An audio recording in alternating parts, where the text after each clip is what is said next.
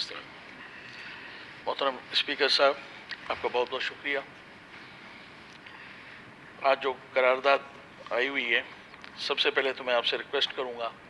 कि इसमें भी पीटीआई को भी शामिल किया जाए, वो भी इस करारदाद में शामिल है। जनाब स्पीकर साहब,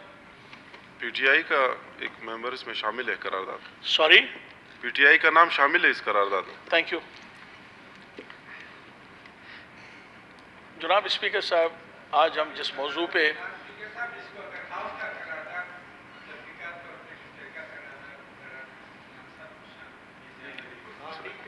वो ज़्यादा बेहतर होगा, मेरे ख्याल में एडवोकेट साहब ने बेहतर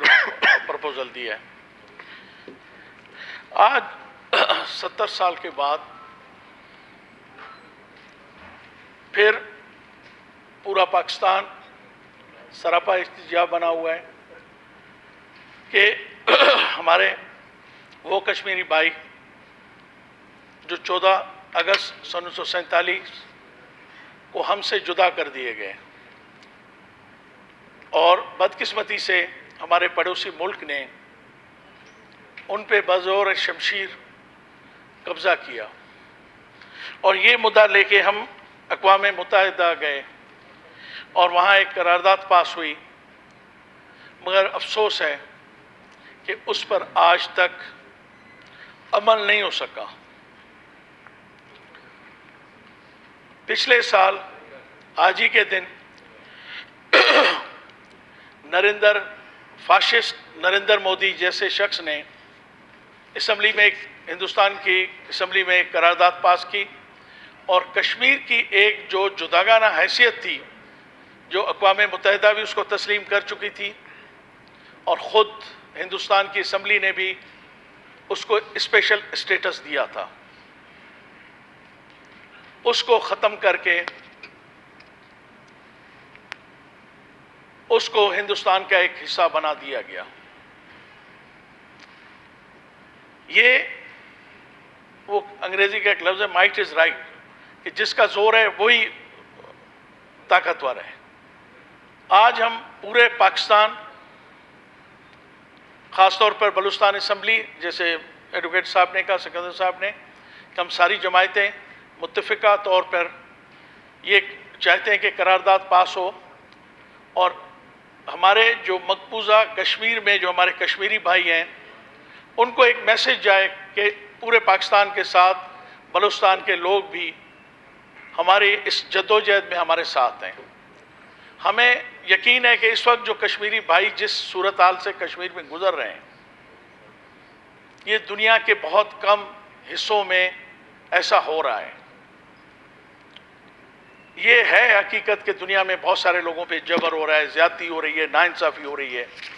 मगर उसमें कश्मीर भी एक सरजमीन है, वहाँ के लोग हैं जिनके राइट्स, बुनियादी हकूक़ छीने जा रहे हैं। मगर अफसोस ये है कि आज तक यूनाइटेड नेशन ने उस पर दोबारा कोई करारदाद, कोई ऐसी डिस्कशन नहीं करवाई जिससे इंडिया को एक मैसेज जाता कि पूरी दुनिया उसके इन मजालिम को अच्छी निगाह से नहीं देखती और उसको एक जालिम और गासिब देखती है।